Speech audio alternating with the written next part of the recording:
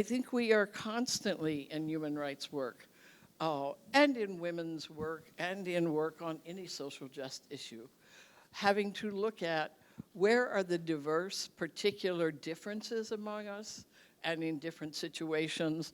We all know in women's studies, race, class, gender, culture, all the different variations. I could name 10 more.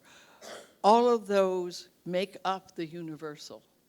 And when we try to call universal without trying to leave space for and account for all the varieties of forms that it takes, whether it's the varieties of forms of violence against women, the varieties of forms of struggles for reproductive rights, economic poverty, etc., we don't achieve universal. Universal is probably never achieved, but it is somehow the recognition that there are also common points in what we are working for.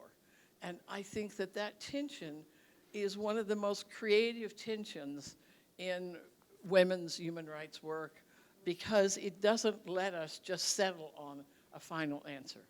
It means that we have to constantly rethink what we learn from each new situation and how it expands.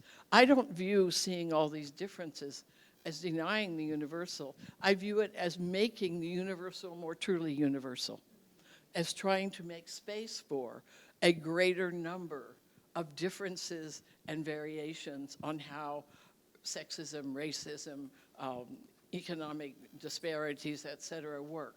So it is a reimagining constantly, and I think that we are at a moment perhaps where we need to